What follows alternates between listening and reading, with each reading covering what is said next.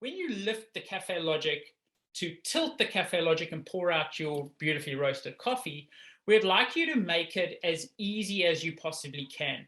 Now, the way that I do it is literally front on the machine, putting my hands around the sides of the machine and just tipping the roaster to pour the coffee out. So I have the screen facing me and the USB is facing the back, obviously, and my hands just cradle around the Kaffelogic. And it just gives us a nice bridge to hold it. And then just a simple tip and pour would just make the world of good. Please don't put your hands or your fingers into the chamber, because it could be that slight medium heat. We definitely don't want you to, we don't want you to hurt yourselves, and we don't want you to get a fright. The other thing around it is if we put our fingers into the chamber, or when we pick up the Kaffelogic, for example, picking it up off a counter or picking it up off the floor, and we actually hold the top lid of the Kaffelogic, or we put our fingers inside the chamber and almost hook it to pull it or to lift it, what we do is we risk moving the chamber. And if we risk moving the chamber, and if we move the chamber, we could then pull your Kaffelogic out of calibration. So I'd like you to just address that. If you aren't and you find yourself doing it once or twice, especially if you're picking it up from a low position, try and pick it up around the sides of the body versus picking it up from the top, if that makes sense. The other thing is obviously the cap is fixed onto the top of the Kaffelogic by 2 screws. We haven't had this with the Kaffelogic. I don't see it being a problem, but there could just be that part where your hand actually slips off the Kaffelogic's top and the Kaffelogic may just fall. So just a nice steady grip on it, if you're all okay with that. That's just where to put your hands around the Kaffelogic.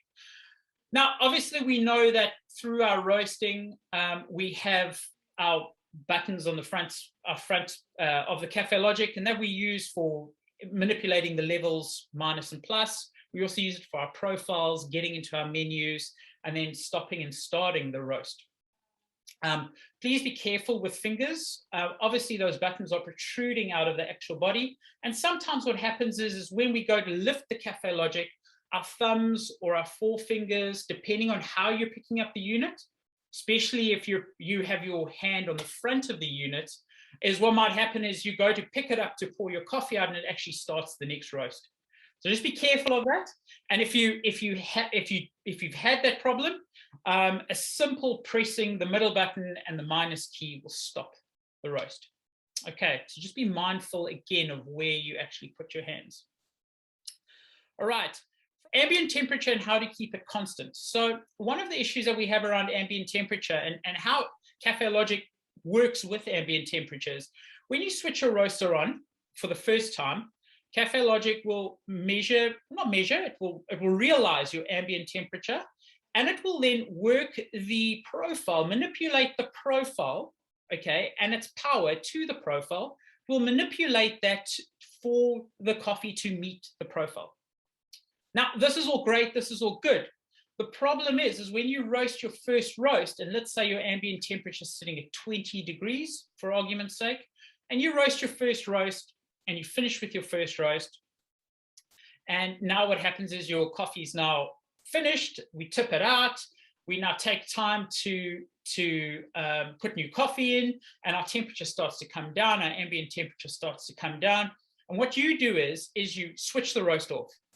You switch it off because you want to tip it upside down to pull the coffee out, or you switch it off by mistake, or you switch it off because you feel that I'm going to switch it off now, and then I come back and I switch it on to do my next roast.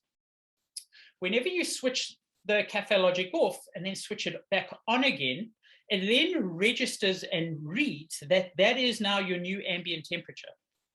And your profiles will now align themselves to that ambient temperature. Okay. Now, our ambient temperature was here, and now our profiles are realigning themselves to the ambient temperature here. We obviously want to keep a consistency with our ambient temperatures, okay, or at least the movement away from our ambient temperature. Okay, so my advice to you is when you are tipping the roaster out, and let's say, for example, you feel that the USB is in the wrong place at the wrong time, rather remove the USB between roasts, then switch the actual roaster off itself. Can I ask a quick question? It's not directly related to that, but I'm noticing as I'm tipping my beans out, I'm seeing that the inside of the chamber is now getting a little charred. Yep. Is there anything that I need to do to clean that, or is that just a sort of normal discoloration that's has no bearing on the function? So that is a normal discoloration, or it is a normal discoloration that has no bearing on the function whatsoever. And you will find that this discoloration, depending on how your roast level, you will find it getting a bit more intense, a bit more brown. It's almost like in a drum roaster, we would say seasoning of the drum, basically. It would be that seasoning of the roast chamber. And you'll find it always starts from the point in which the beans come into most contact with the chamber. Now, it has no bearing on function. If you would like to clean it, there is a technique to clean it. I would obviously say the dampest, the driest of the dampest cloth, to use that. Try not to get any water into the roast chamber, obviously. Be very mindful and very careful. I would also mix up a mild detergent. So I'd mix up an espresso cleaner detergent, like an EcoZone, something that's a little bit more abrasive. And that will ideally help with taking that off. But be very, very careful about the moisture that you're getting into there. Right underneath that chamber, we have our element, and then we have our fan. So obviously anything that drips through is going to drip onto our element. So we just risk burning that up. It does not hinder function, and if I could, sorry, it definitely does not hinder flavor. I would say just leave it, let it go through its process. And when you get to servicing your Kaffelogic, then we can look at actually taking it out and cleaning it for you. Okay, cool. Thank you. Good, perfect. While roasting, you may have not pressed a button while roasting. So now we've started our roast, we've gone 5-6 minutes into our roast, and suddenly we press the menu button and we press live information.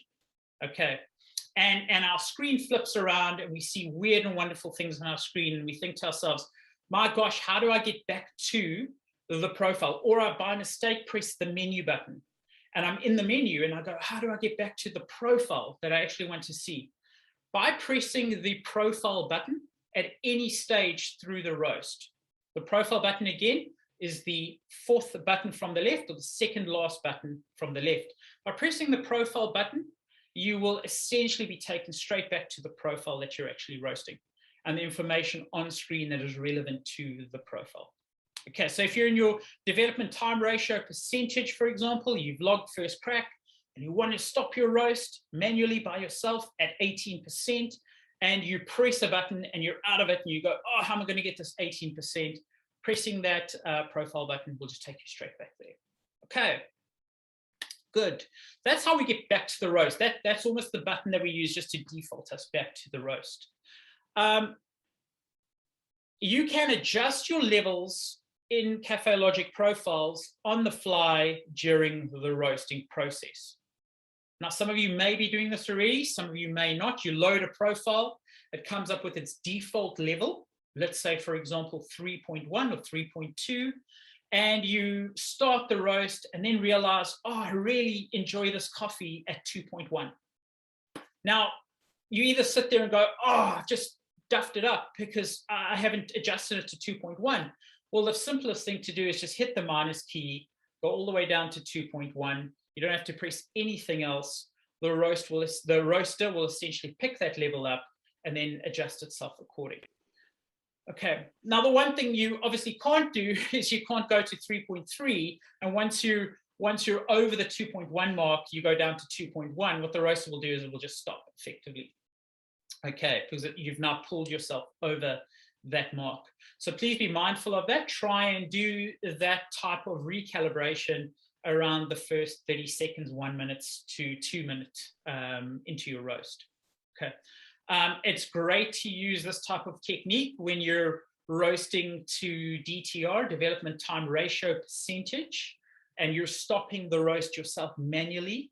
It's great to use this feature because you would load a profile, and let's say the default level would be 2.5, and you would then ramp that level up to 4.5, for example. Not to say you're ever going to roast to 4.5, but it's just giving you that roast leeway. And then effectively, when you log your first crack and the screen flips over to your DTR percentage, you would then stop the roast manually by pressing the middle button and the minus button, and Kaffelogic will just recalibrate that level for you. Okay. Alrighty. Moving first crack. So if you haven't been doing, I suggest try it. If you have, great, make sure you get it in the right place. And it's often that real crazy thing around coffee, which is, where does my first crack start? Where does my first crack end? And have I got it right? Okay. Now, while your coffee is roasting and you get to that first crack stage, how do you log first crack?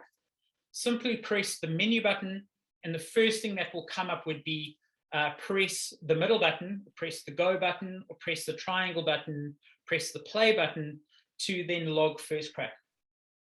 Okay, if you haven't done it, try it in your next roast. If you don't want to log first crack, just press the profile button, and it'll take you straight back to the live roast screen. Okay. Now, by logging first crack means that the screen will now flip over, and you will have your development time ratio percentage, or your development percentage, with your temperature increase and your time. That will be on your main screen. Now, if you find, oh my gosh, I haven't logged first crack, I've actually logged it too soon. Okay, I've logged it, oh, that wasn't first crack, but I'm sitting on 2%. I want to now relog my first crack. A simple way to do that is to go to your menu button, and now by default, it'll come up with press the middle button to log first crack end. And you simply press the minus button, and it will say log first crack. And you just press the middle button to log first crack, and it will just start from 0 again. So you can move your first crack in time, in relevant time to now. You can't move it later, obviously, because the later's gone, but you can jot it down on a piece of paper. If you have missed it, jot it down on a piece of paper, and we can add it back to Kaffelogic Studio. Okay, so just be mindful of that we can obviously move our first crack if we have got it wrong. Loads of roasters, I still do it where I roast, I'll be roasting a coffee, and for some reason I go, oh gosh, that's first crack, because I've lined up with a specific time, or I've lined up with a specific temperature, and 5 seconds, 6 seconds, 7 seconds from logging it later, I go, no, that's actually first crack. And by pressing that menu button, pressing that minus key, and then the middle key, I then relog first crack. Okay. All right, so just be mindful of that. If you don't know it already, now you do. If you do, just know that you're not the only one that moves your first crack. Majority roasters out there either get it wrong on one coffee or get it right on the other coffee. And it really is that subtle technique of knowing your coffee, knowing what you're roasting, and knowing where your first crack is. Okay. And this is where the discussion, the floor opens up, the discussion opens up around what is actual first crack. And no one actually knows where first crack is. You'll hear it, and you're never going to get it spot on. It's just one of those things. Your coffee will 9 out of 10 times act slightly, subtly different to the last time it cracked. Just be prepared for that. Okay. Right. Now, the bulk of what I want to discuss around while roasting is how to DTR percent roast and name change your phases. Okay, the cool way to roast, because it is really the cool way to roast. It's a very functional, very hands-on, very me style of roasting, and that is your development time ratio percentage. Now, anyone here not know what the development time ratio percentage is, or generally your development phase around coffee? We all good with that so far? Read Scott Rowe's book? No idea what that is, Wayne. Good, Boone. Well done. Hello. Hi. Hi. Yeah. So our development phase theoretically, our development phase is, by name, the development phase is the phase post first crack. Okay, so that is where our end part of development actually happens within the coffee. And we start to develop high-end, top-end nuances within the coffee. So your development time ratio would effectively be a percentage from first crack to the end of your roast. Okay, if you've read Scott Rare's book, and that's why I pick it up, because majority of people have, we're looking at espresso sitting anywhere between the 24, 25, 26, 27, medium roasted espresso, around that percentage development ratio wise. Anything lower than that, we like drinking our coffees more filter based, more pour over based. So 15, 16, 17, 18, 19%. And anything below that, typically we look at cupping. So, and again, this is subjective. This is completely up to how you run your cupping, how you run your coffee. But you could cup at 10%, you could cup at 11%, you could cup at 12%, you could cup at 14%, just depending on where you go. If you're cupping at 10%, cup at 10% consistently. If you're cupping at 14%, cup at 14% consistently. How we log it on Kaffelogic, and what it means to us on Kaffelogic, is not so much the percentage, but more the time and the temperature within that phase. Okay, so when we go to log first crack, what we then have is your screen flips around. It shows you in the middle a percentage. And what we have additional to that is we have time in which that increase of temperature is happening. Okay, and here's where our consistencies have to remain exactly the same, and where we look for those consistencies to start to play a role in coffee. Time-wise, generally, again, it's subjective because each is different, but I like to roast anything between 45 to 1 minute to 1 minute 30 post first crack. And within that time, I like to get anything between 5 to 6 to 7 degrees increase in that phase that I'm actually roasting to. Okay. Now, all this tells me is that I'm keeping a consistent development, and it tells me that my coffee is not running away from me or is not slowed down. I've actually lost momentum through my roast. Okay. So it's a nice visual way to see what I'm actually doing, how my coffee is reacting to the profile I'm roasting it on. Okay. The whole goal behind this is from a development perspective, is to really bring in those nuances of flavor, those last little bits of juicy flavor that I'm looking to get through my roast. The bulk development has been done in the maillard reaction phase, the main maillard reaction development phase. That's from browning all the way through to first crack. Okay, but I visually am then tracking the DTR percentage, or that development phase, just to bring a bit more completion to my roast. Okay, if that makes sense. All right. Now, how to get into that phase? You simply have to log first crack, and you have to log first crack efficiently, because obviously you want this to be a consistent thing. So this is where logging first crack consistently becomes very important. The second thing is you want to be able to, at the same time, and this is where I love doing it, but I love doing it with a piece of paper, is I love marking down percentage, time, and temperature in that phase. Okay, and I like to do that because I like to keep that as consistent as possible. So that's just a nice marker for me. And I like to do that every percent. So as I go from 0 to 1%, I like to make that mark at the 1% on all three of those things. I like to do that at percent 2, percent 3, percent 4, percent 5, all the way up to percent 10 or 15 or 16. Doesn't matter, it's your system. But what I like to do there is it shows me a map of where my temperatures have gone in time.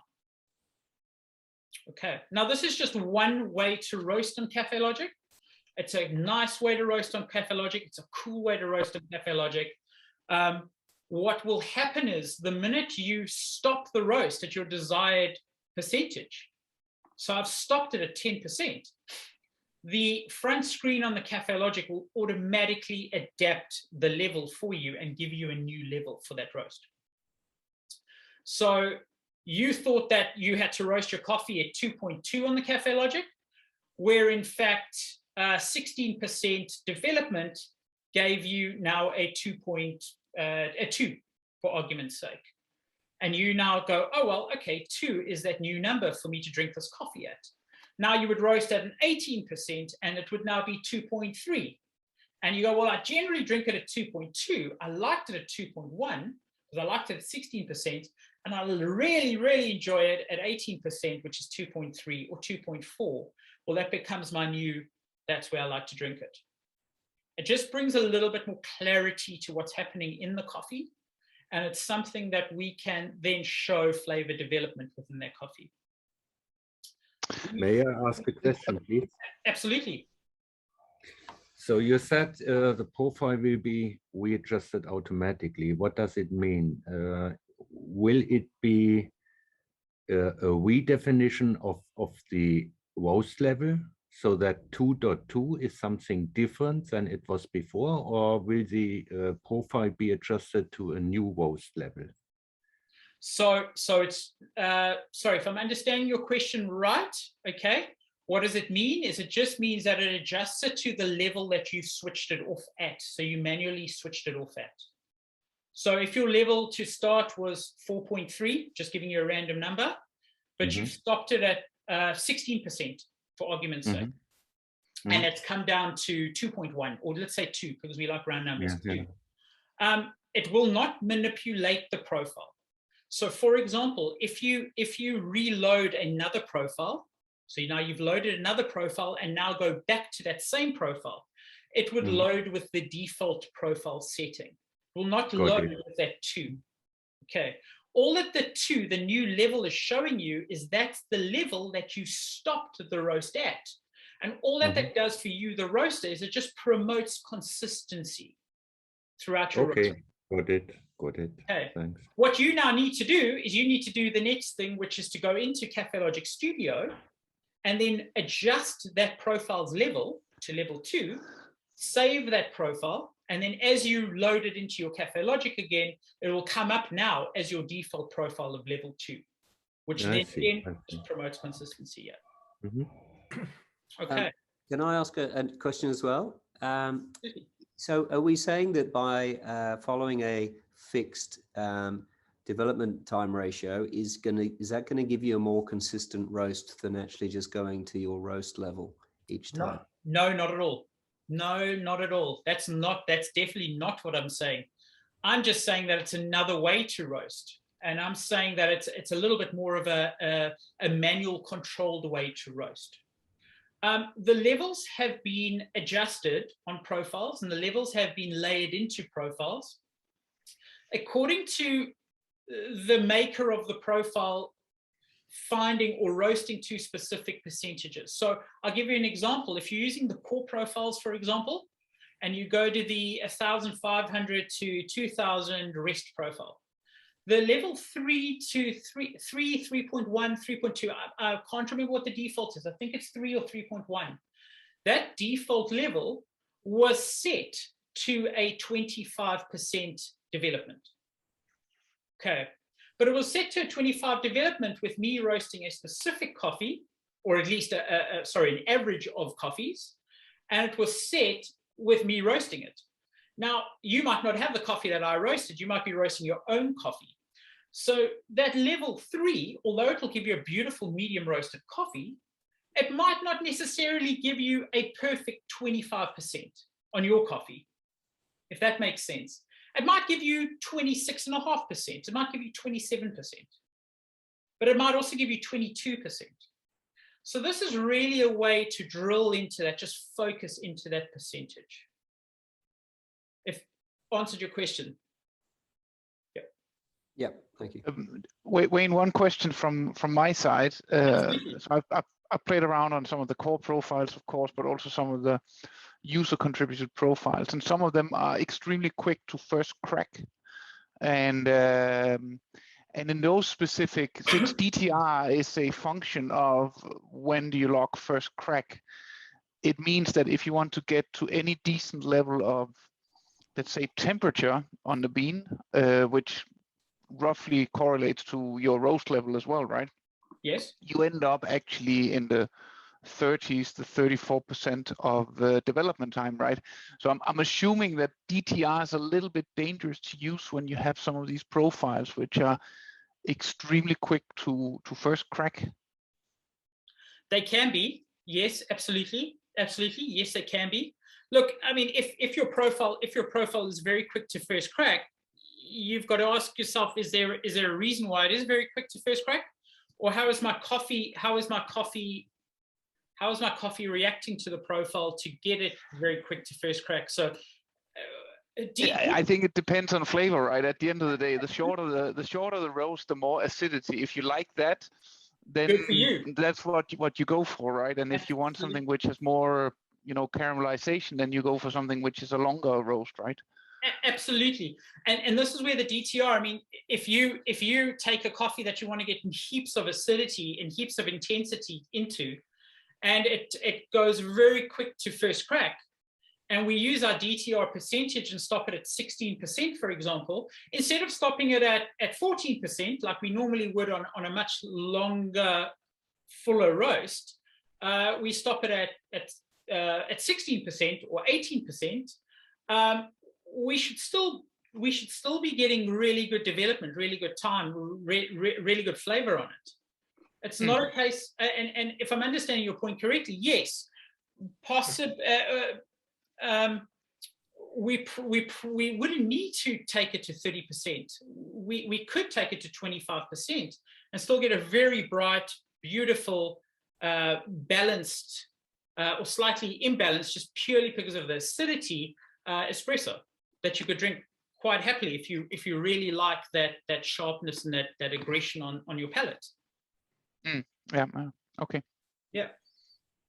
But you wouldn't, one of the things DTR, since it's a function of the first crack, right? I think it's also, because I was very focused on DTR at the beginning, right? It was always like, typically the Scott Rayo book, right? Between 20 to 25%. Everything above that is just that's how he likes to drink his coffee. Remember that. True. You're right or wrong. Yeah. Yeah, exactly. But what I found out myself was that actually also the actual end roast level and the actual end color is extremely important of the bean, right? 110%, Nikolai. 110%, and that's where percentage is really one thing to work with, but more temperature and time in that development phase. That is something that's probably a lot more worthwhile to work with than percentage, and that's becoming the new. Years ago, it was just about percentage. Now it's really not about percentage anymore. Percentage is just one of the three characteristics that you should be looking out for. Temperature and time is probably more important in that zone, and spending a specific amount of time and temperature increase in that zone. That's more important, Nikolai, because that can give you a real beautiful looking coffee, but you've actually really over roasted your coffee in that development, because you've gone 1 minute into development time ratio or into your development phase, but you've increased. Now 1 minute you've increased 20 degrees. You know what I'm trying to say? What damage have you done to your coffee? Still looks beautiful, but that's just because the coffee allows it to look beautiful. What damage have you done to flavor? So it's more about your temperature in that phase, and it's more about your time in that phase, and how that reaction is happening versus just purely percentage. The settings. So what I'm looking at essentially is I'm looking at a blue line, which is our profile line. I'm looking at our green line, which is our ROR, our rate of rise line, which is moved and manipulated by our movement of the actual profile, if this makes sense. And you can see my green ROR line doing weird things. Now, I will pass this profile on to any of you to roast. Good luck with it. Okay, it's It's going to definitely be a fun profile to roast. But we can see how moving our profile manipulates our expected ROR line. That's the profile's ROR line. Okay, it's saying to us, if you move it this way, this is the expected ROR that I'm looking to get from you.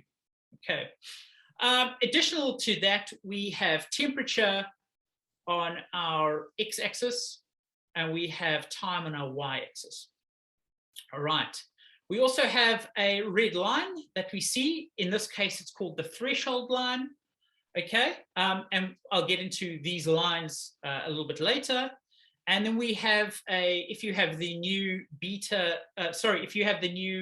Kaffelogic Studio, you will see that there is your fan speed that is running through your roast at the same time. And we can obviously switch that fan, your fan profile, we can switch that fan off just to neaten things up for us.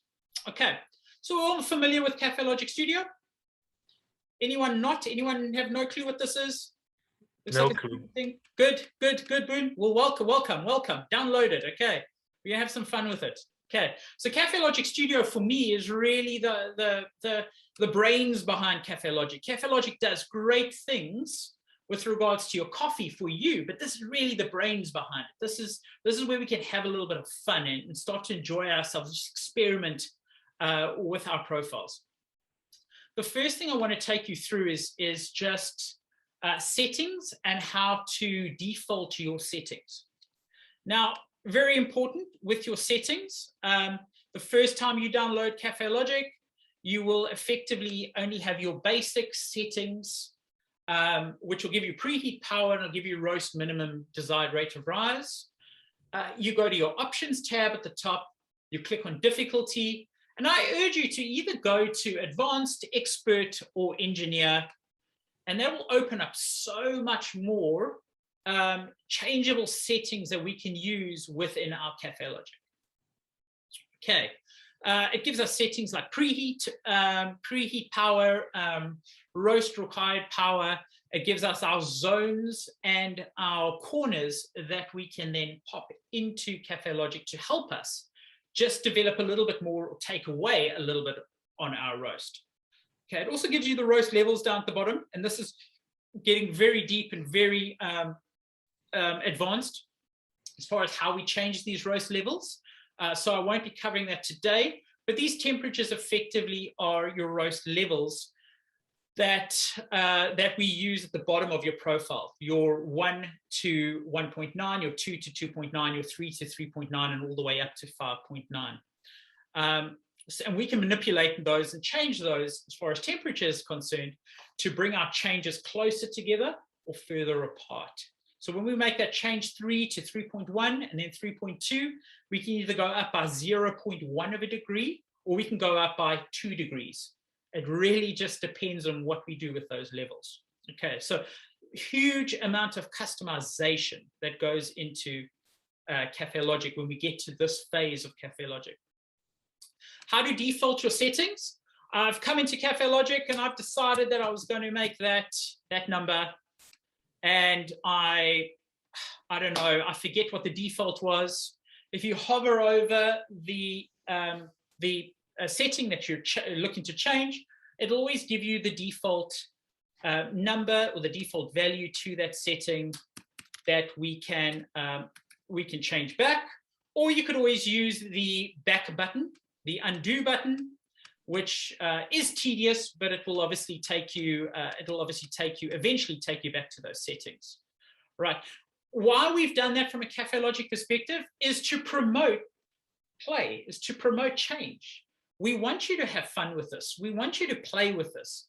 Kaffelogic for us is about this experimentation. It's about having fun. It's about changing. This is why we've made it this immersive. We want you to be playing around with this. Obviously, there's certain things I wouldn't recommend you playing around with. Things like zone multipliers, not zone multipliers, for example, but things like your, in your engineer mode, things like roast PID, KP and KI. We've obviously got default values there. But when you start playing around with those dramatic settings, and your heat upper limits, you could have errors within your roast. So you could have your roast screaming at you, your roaster screaming at you when you go to either load a profile or when you go to save a profile, saying, well, we've got big issues here. We might not be able to roast effectively. You can obviously override that. It's completely up to you, and Kaffelogic will allow you to do that. But the roaster might spit the dummy at the end of the day and might just get upset with you and not roast your coffee. Okay. Or worst thing, we drop our preheat power way too low. We drop our cooling, fan cooling speed way too low, and we could end up with a fire in the roast chamber. That's just one thing that could happen. Okay, so be mindful of changing things you don't have to change. The mantra we have around Kaffelogic is change things that are going to make sense to better flavor. Don't change things for just the sake of changing. Okay, so try and keep that in your mind. But effectively, this is where we would play around with our settings. Kaffelogic has 3 different styles of ending roasts. You may know this already, you may not know this, but effectively your roast end by time ratio. And by hovering over it, we could all read what it is. And if you've got Kaffelogic open on your screen now, you can hover over it and you can read what it means. Effectively, your default Kaffelogic setting would be roast end by time ratio at a 0.3333. That's 0.33333, a 0.33333 angle. Now, all that means effectively is it's a threshold line with a different angle that your roast will stop at. And I'm going to show you that practically on the screen. My threshold angle here is at 0.333. It's a 0.333% angle. Okay. And all that this means, if I touch on the line, is that at a specific temperature, at a specific time, okay, my roast will end itself. So here's my recommended end time. My recommended end level is 228 degrees at 9 minutes 57, 9 minutes 56, 9 minutes 57. Okay. If my roaster, for whatever reason, is tracking well, and I've put a boost in this area here, I've put a +4 boost, and I've said to the roaster, what I want you to do, Kaffelogic, is when you hit that point, I want you to boost that level for me, okay? And I want you to take this coffee and just apply huge amounts of heat to this coffee. And what the coffee does is the coffee reacts and the coffee jumps up and it goes off profile, and it literally touches that threshold line. Now, obviously, theoretically, we can see by there, not theoretically, practically, the coffee will stop at 231 degrees, but it will stop earlier in time, 8 minutes 53. Okay, now if it had to stop at 9 minutes 57, it would effectively stop up here at that same trajectory. And that same trajectory up here, we'd be sitting at close to 140 degrees. Okay, so what this is used for is if that coffee is manipulated by anything, it could just be the coffee reacting to the profile, and it's carried a lot of heat into itself, and just post first crack, there's huge amounts of exothermic activity, and it sprays out, and it just jumps up, and it hits this profile, this threshold line, that your coffee will stop at that 33%. Okay. Now, this is great for Kaffelogic users because what it means is that we're riding our coffee, we're allowing our coffee to express itself. Okay, but we're giving it boundaries. We're giving it boundaries. We're allowing you to express yourself, but we're giving you a boundary as far as 33%, 33 degrees angle. That's what we're giving you that boundary of. Okay, so we're not allowing you to go out of that bracket that we've put you in. Now that percentage, that angle can be manipulated and changed. We could make that, this is weird, but I can make that 89 degrees if I wanted to. And I now suddenly have an 89-degree angle, bringing me closer to the time, okay? But also, as my coffee lifts up for whatever reason, it will stop on that threshold angle. typically what we do around profile building is we would have the higher angles because we want the coffee to get closer to something. I'd want it to get closer to temperature, or I'd want it to get closer to time. Okay, so my angle would generally be higher, closer to 90 degrees. The second way that I would change that is I would change it to a 0. Okay, so my roast end by time, change to a 0. What that does is it makes a horizontal line, which tells me that my recommended roast end temperature of 228 degrees, I want the roaster to only end at that 228 degrees. So if it jumps up and hits the line over here, it will end shorter at 8 minutes 51, but it will still end at that 228 degrees. I don't want to go over 228 degrees. And this is a roaster that is roasting to degree, in degree. This is a roaster who is very mindful of what degree they want to roast their coffee to. Okay, obviously it's a time and degree relevance. If we're expecting our coffee to take almost 10 minutes to roast, and it roasts almost a minute early, we've got to ask the questions, why are you roasting a minute early? You know, if it's the second or the third roast that we're roasting and it's now a minute early, we've got to ask the question, why are you so inconsistent? Okay, so we take a hard look then at our profiles, and we take a hard look at our coffee to take away any of those inconsistencies that we have. Okay, but this effectively would be majority of your roasters roasting on drum roasters, majority of your roasters just roasting in general.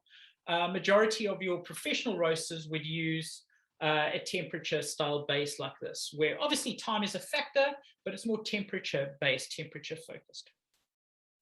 Okay. And then the last one on this scale would be an adaptation to 1, which would be time based only. So the recommended end level now flips to a vertical line, and it doesn't matter where you are on that line, you will finish at exactly the same time. So it's not time-based, it's not temperature-based. You could finish up here, for example, okay, which wouldn't happen. Sorry, it would happen. You could finish up there at a higher temperature, but your profile will work as hard as it can to bring you to 228 degrees at 9 minutes 56. So even if your coffee jumps up and hits that temperature over there, may finish at 230 degrees, okay? But it will always finish at 9 minutes 56. Okay, so now we become very much time dependent. Good for coffees that you know are consistent, super consistent. You roast them daily, or you roast them every second day or every third day. And this is a coffee that I can then line up my level and line up my level to my required level, either by DTR percentage roasting, or just simply by going, I enjoy roasting my coffee at level 2, and I can switch it over to time mode, and now I'm consistently just roasting my coffee to time. My temperature at some stage might be a degree out, 2 degrees out, 3 degrees out, both under and over as a threshold, but my time would remain completely constant. Okay. And then we obviously have the DTR, the manual way of stopping our roast at a specific percentage, at a specific time, at a specific temperature. And that you do, obviously, like we explained before, by pressing the middle button, your start button, and then by pressing your minus key. Okay. Any questions on that?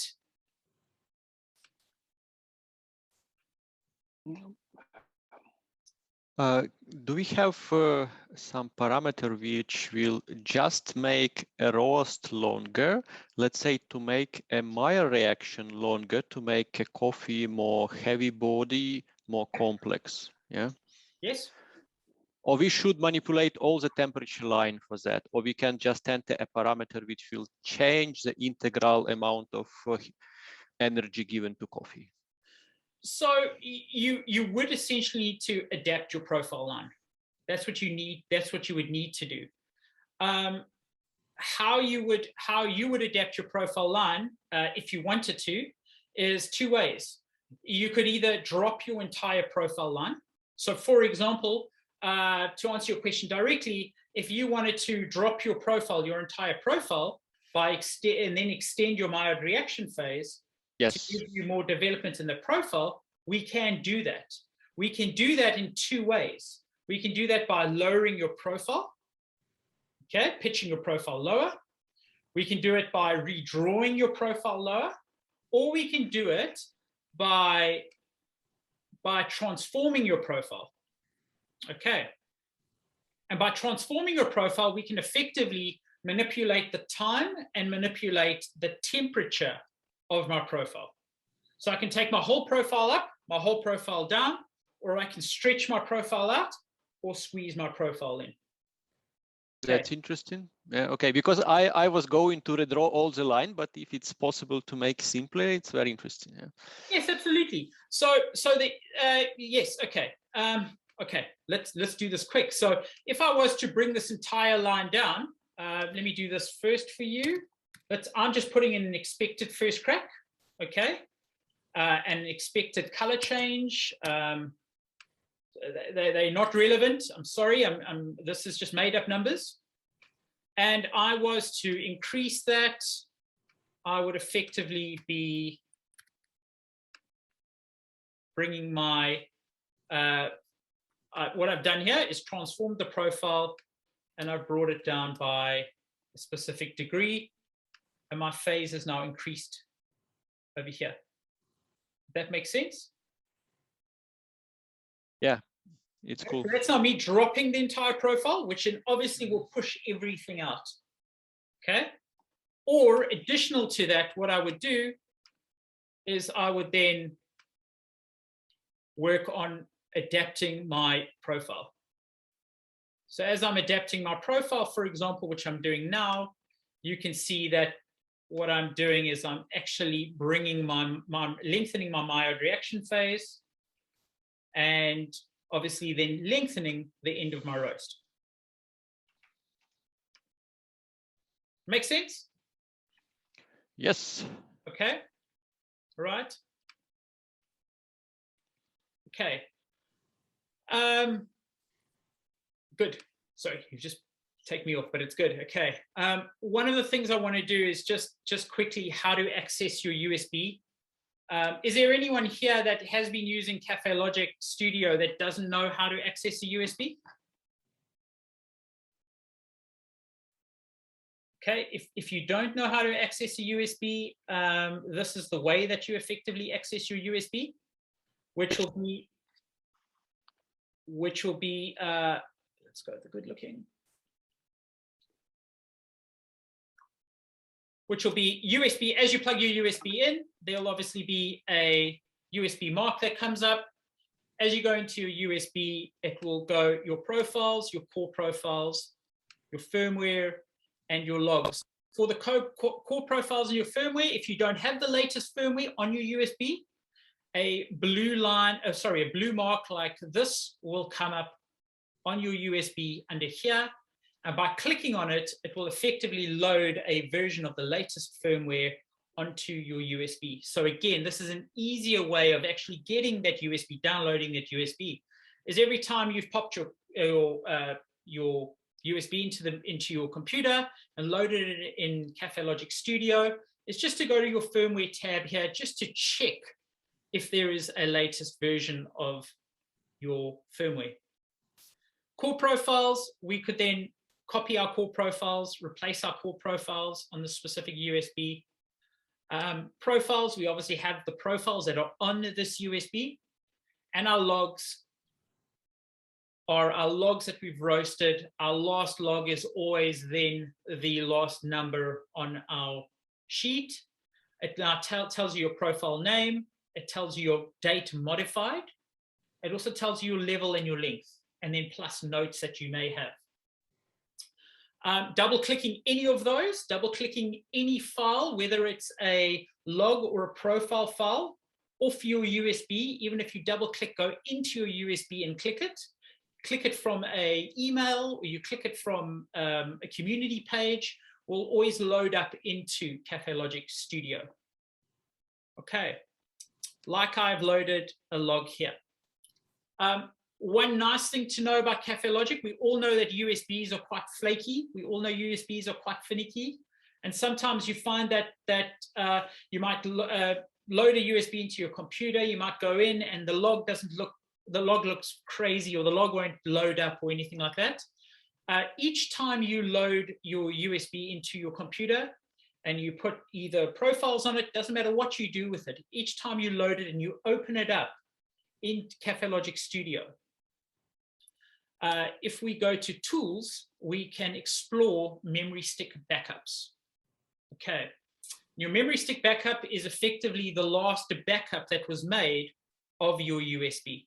As we can see here, that's the last backup that was made of this USB. I can copy that and paste that onto a new reformatted USB. And if I don't want to, I can just have a look at those profiles and logs in there, and by double clicking them, I could then load them into Kaffelogic Studio.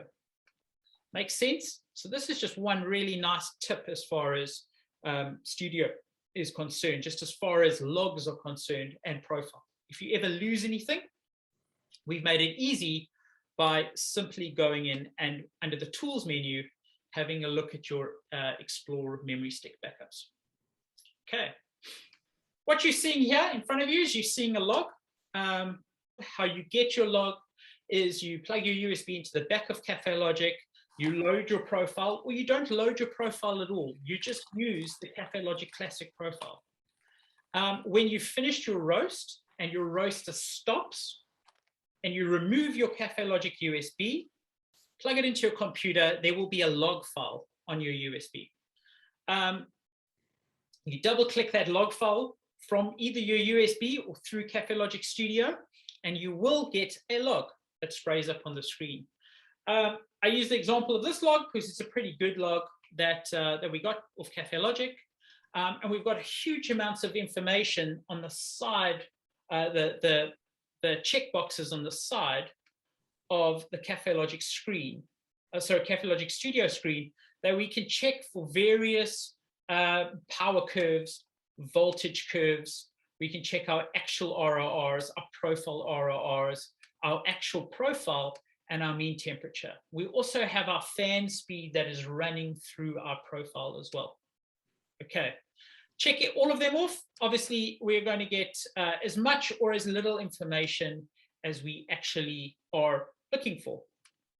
Okay, just to go back to the screen that we had before with the fan profile, and let's add in a zone, because we've got zones in this profile, and that could be the reason why my profile is doing X, and that's what I'm looking for here in particular. What is the reason for my coffee jumping up on the profile like it did?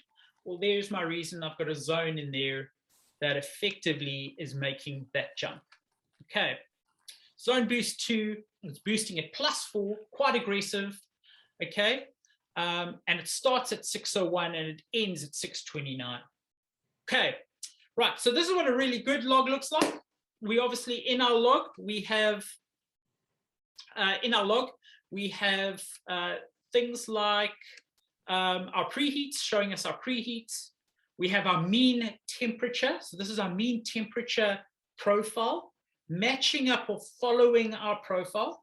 We have our expected ROR. This is the expected ROR against the profile. And we actually have our actual ROR that's running over that expected ROR. We then have our power. This is our kilowatt power line. And the wavy line that's waving around with these nice, beautiful up and down W style look to it is our volts 9, which is our voltage that is taking place through our roast. Okay, all right. What we have additional running through this main screen is we have our fan profile running through the main screen, our fan speed profile. And this fan speed profile is an individual, completely related, but not manipulated by your profile, profile that we can add points to, remove points, we can manipulate.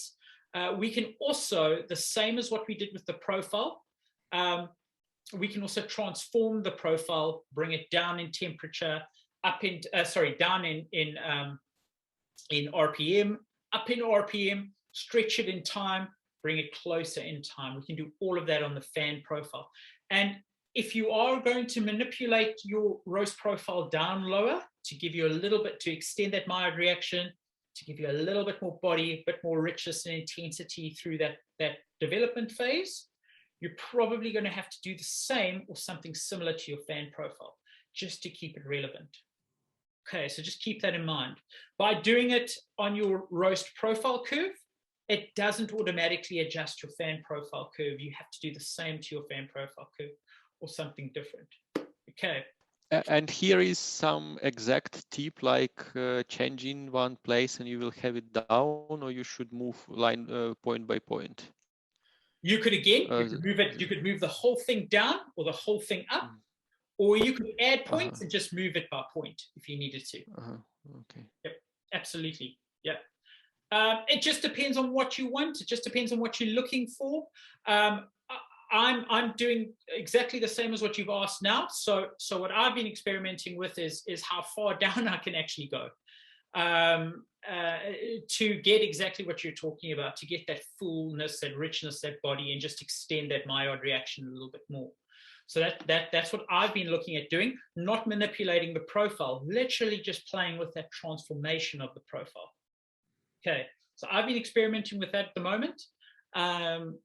I would say try it. I mean, this is the beauty of Kaffelogic Studio, is it allows you to try multiple things to get to your outcome. I would caution you, save it as another file, save it as an additional file, as a version 1, as a version 2, as a version 3, which I'm sure you're doing. Just purely because sometimes we hit the save button, we save over the profile we had before, and then it just becomes a clunky mess for us to play with. Okay. Please remember, you cannot manipulate a profile if it's in a log state. So if this, for example, was a log that we loaded, you cannot manipulate this profile. There's nothing I can do on this profile to actually manipulate this profile. I have to turn it into a profile to be able to manipulate it. Okay. One thing I just want to show you is I want to show you your DTR percentage here. There's my DTR percentage. I roasted this to 16.1%. It took me 1 minute and 10 seconds, and I got an increased temperature of 8.2 degrees in that phase. Okay. All right. So that would be my development time ratio that I stopped this roast at. Okay. Right. One of the things I do want to show you on this, and we'll do it through we can do it through your general options. So options, general options, would just be your 3 main phases that we've put into Kaffelogic. So we've put in a first phase, typically your drying phase, your main development phase, which would typically be your maillard reaction phase from browning all the way through to first crack.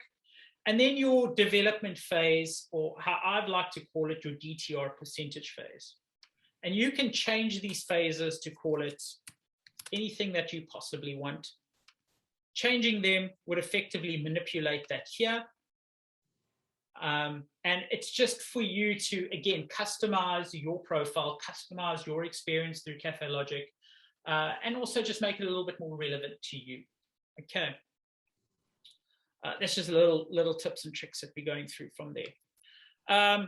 About this file, as you should all know by now, when you load the profile on the Kaffelogic, I've called this profile Bob's amazing profile that can roast coffee well. Okay, that's what I've saved it as. But when I go to load it on the Kaffelogic, I don't see Bob's amazing coffee that roasts coffee well, profile that roasts coffee well. I see 208 crack, and that's your profile short name. That's what the Kaffelogic will actually read.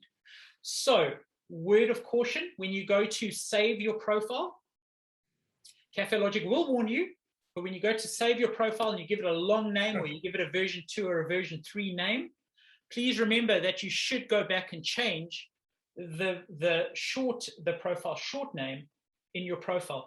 Otherwise, you're going to have two profiles that have each got 208 crack, for argument's sake. And now you won't know which one to choose, if that makes sense. A little cautionary tale around that. Okay, I've done it multiple times. So please just be mindful of that. It will warn you, however, but if you go skip that warning, just save it. You might be saving it perfectly, but it will have two 208 cracks on the USB stick. And that just frustrates you. Okay, so word of warning for that. Okay. Anyone on the session that I've asked to send profiles to, asked to send logs back to me for whatever reason, this is the page that I tend to look at quite a little bit of information. It's the page that gives me all your first cracks, your roast ends. Obviously, you've logged your first crack here, and it gives me things like your main voltages into your machine. It gives me heating power available and various other things like your fan calibration. Okay. All right. Any questions on that side? Everyone fine? The question at the beginning of the roast, yes. You see the temperature is jumping. Yes. Comparable, and that's what I often see in my roast. Yes. And I wanted to ask, why is that? Why we don't follow the profile in the beginning so often, and then we are very aligned with the profile? Yes. Yes, excellent. Okay, so if I can answer that, and I'll try and answer it as briefly and as basic as possible. Okay, because there's two things that Kaffelogic does. That's what we call our preheat. This is our preheat phase of our roast. So in our roast settings, this would be our preheat phase here with our preheat power in our roast. Okay. Now I just want to bring attention to what is actually happening here. And let's take that 1 minute mark.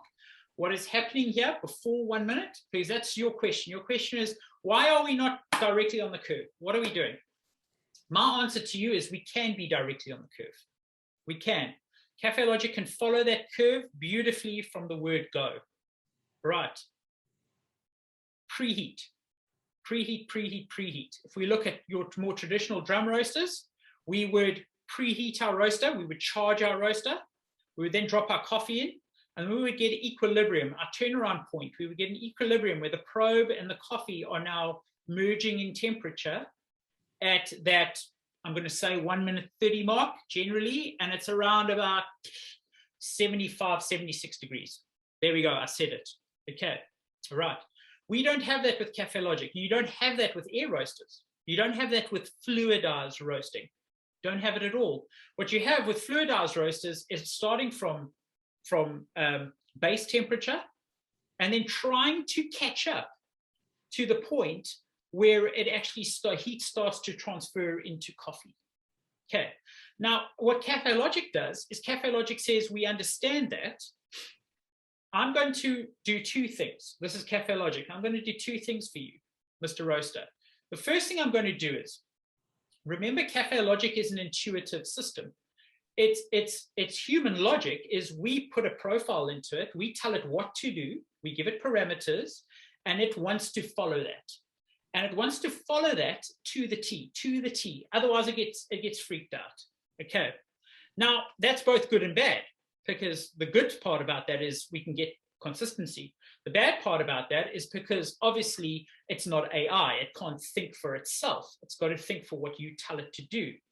This is where we look in our settings here. We look at preheat target in the future, and we look at roast target in the future, being 25 seconds and being, sorry, where was it again? Yeah, 15 seconds. But I'm talking more about the 25 seconds. Okay. So this is what Kaffelogic does. Kaffelogic says, I have to think 25 seconds into the future. That's what I have to think. Okay. So what it does is it starts the roast off. Okay. And it starts the roast off with the power that we've set it. Okay. Now that will recommend 780. We've put 790 in it. We've said, I want you to go higher than what you recommend. Right. So that's the first answer to the question. Why is that higher? Why is that higher than what it should be? Why isn't it following the profile? but it's quite simple. Your preheat power is too high. Your preheat power is higher than what's recommended. Okay, that's first of all, we're pushing too much power into the preheat. The question is, why are we pushing power into the preheat? Two things. The first thing is we want Kaffelogic to start the race next to the actual roast. So two guns go off. The first gun goes off, and Kaffelogic, the profile system starts. And it's always looking at the Kaffelogic profile, the coffee being roasted. And its job is to say in that first minute, that first 1 minute, is to say, what am I doing ahead? What am I doing ahead? What am I doing ahead? What am I doing ahead? What am I doing ahead? And then what it does, and now remember, it's got that power that you've set it, is it then goes, okay, I'm now seeing further ahead.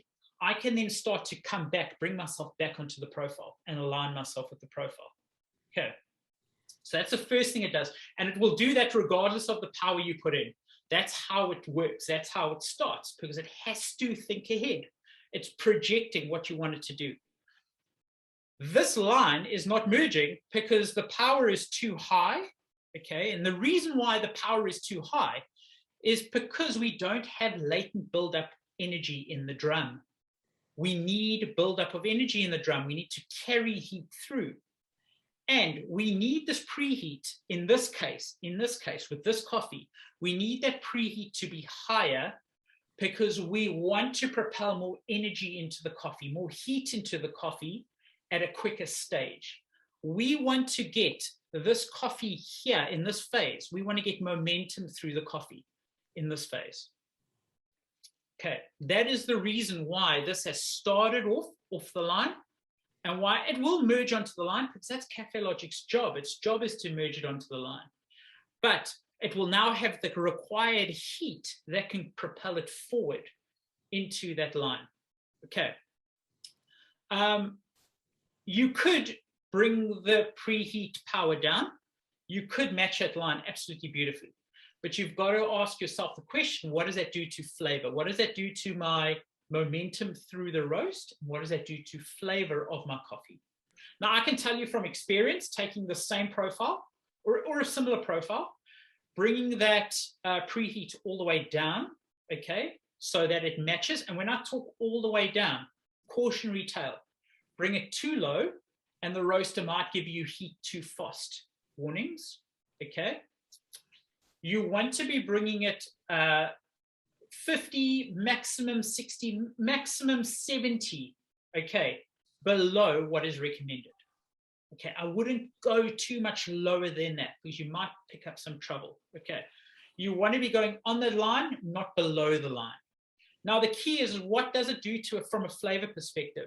I've experimented with this, I've done it, and what I've found is that it gives me a much smoother, a much calmer reaction to flavor in the coffee. So my coffee goes from bright, heightened acidity to a much smoother, calmer acidity, a more fuller bodied coffee. Okay, now that's without me manipulating zones or playing around with it. It's simply just by manipulating that preheat. Okay, so that's what I've experienced with it. The question I've got to ask myself is, why is it making that much of a difference? And the answer is just carrying that momentum through the coffee. We don't want to lose that momentum through the coffee. So that's why that preheat works that way, if that's answered your question. Yes. Good. You happy with it? Yes, so I understand why, and I understand what we can do it if we want to change it, so it's good. But Vladimir, I mean, you can change it. You can play around with it, and I would actually urge you to play around with it. I'd love you to play around with it. I'd love you to go to your profile setting here, have a look at what it's recommending. We're recommending 780. Maybe drop it to 7. You know what I'm saying? Yeah, maybe if coffee is more, low level. I mean, it's softer.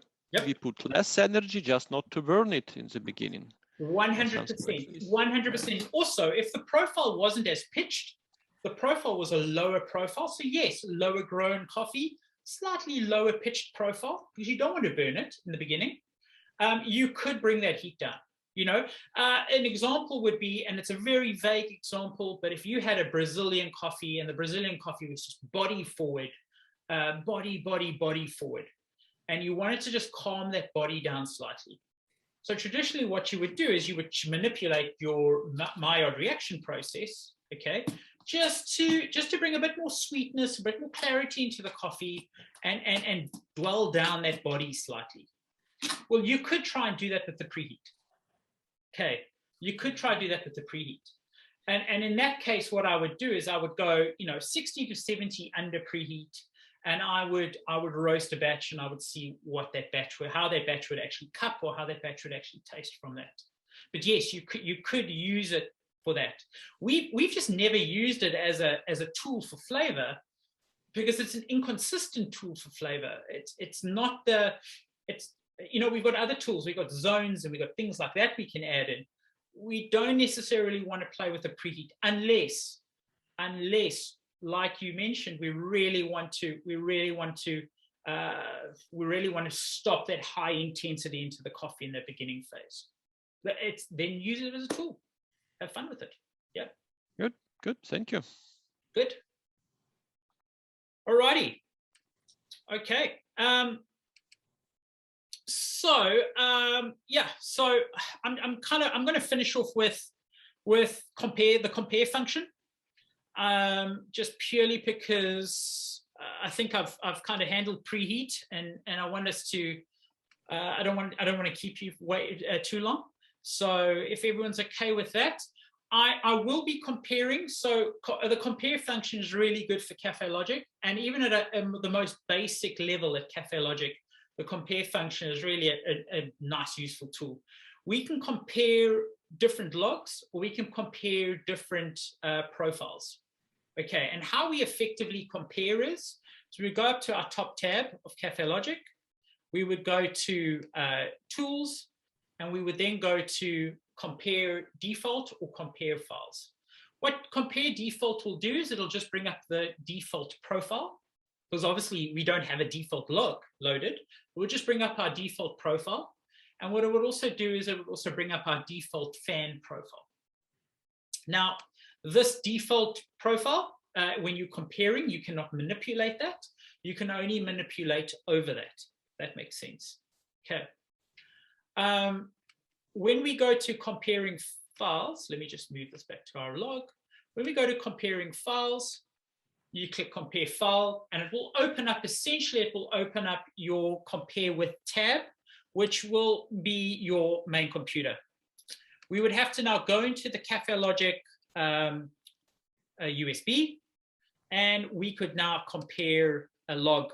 Now I'm comparing log 16. Let's just clean this up for you. And what that's done is it's brought in log 16, which effectively you could see the two logs overlapping each other. The lighter colors will be the log that we've brought in.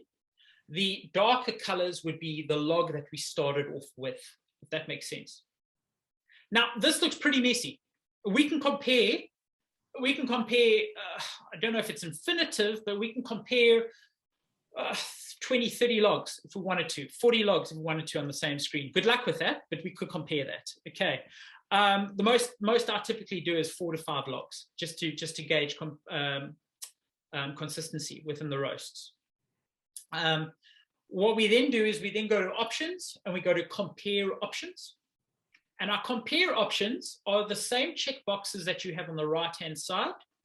They're now just the compared file checkboxes. Now, if you have 5 logs on the screen, this one level checkbox will work for all 5 of them. Okay. So here, what I can do is I can take away my power, my voltage, my actual ROR, my profile ROR leave. By clicking that, it will then clean the log up for me. So now, essentially, all I've got on here is I've got my profile. I've got my mean temperature of my log, and I have got my ROR line, my expected ROR from my profile. Okay, and we can then go to comparing these. How I like to use this function is, let's pretend these were 2 of the same coffees. I would then go and say, well, what is it? The flavor difference I'm getting off the bottom profile or the top profile. And if I prefer the bottom profile, I could then move the top profile to match the bottom profile. That's how I would use logs. I would use logs in time, and I would use logs in series in the roast. Okay, if that makes sense. From a log perspective, logs are great when you're comparing profiles, comparing what you could reference them to specific tastes and reference specific phases in the log to specific tastes. Each one of the tabs, your roast profile curve and your fan profile curve, will have your profile in them. We'll have the profiles, and your about this file and profile settings. There it is there. That's the only thing that's different. Your about this file and profile settings, whenever you see that, it will show you this file and it will show you the log that you're comparing. If you have 10 logs compared, you will see 10 different values. So you can now start to explore the difference between values. First crack, for example, we can now see the two different first cracks, and we can see the temperatures in which they're cracking. Okay, and we can now compare that. Why is it cracking at that? Why? What is the issue? What does that taste like? What have I done between the first profile and the second profile to force that adaptation in first crack, for argument's sake? Same with the profiles. In these two profiles, we have identical profiles. We just have a difference in our levels. Those are the only levels that we have difference in. So there would be our default at the top, it would be our file, this file at the bottom, and then it would be our separate log that we are comparing. Okay. Simple thing with Kaffelogic Studio, you could either now reload the profile, try make those adjustments if you wanted to, okay? We typically want to be working off our logs. We want to be adapting off our logs. So what we would do here now is we would actually go to our file. We would extract a profile from the log. It would ask us for things like your expected versus your logged, your actual logged first crack and your color change and your level. My expected is what I started out here. So when I built the profile, I had these expected values in. And I didn't take them out. So it's telling me this is what you expected through your profile, but this is what I actually put in my log when I roasted my coffee. I then have a choice to bring them through or to leave them. And I have a choice to bring the levels through or to manipulate them and change them. That could be 3.5 if I wanted to be. Okay. And then by extracting, I would then extract a profile, roast profile curve. And this would be my new roast profile that I can then manipulate, move, and play off that previous log. If that makes sense. Okay. And what this allows me to do is whether I'm transforming it or whether I'm moving it and adjusting it, is it allows me to actually get so much closer to the log that I'm actually profiling or adjusting. Okay, so you would have to go now again, you would have to load up logs again. So now compare logs. If I wanted to compare another log, and I could then move according to a previous log or according to any log that I wanted to do. So if someone sent me a log, the coffee on that log tastes exceptional, tastes really good. I could then manipulate my profile to match that person's exact profile on that log, basically. Okay. Anything more than this would just be getting a bit too technical into profile building, and that's what we'll do in our more technical sessions. Okay. Good. And that basically ends today's session.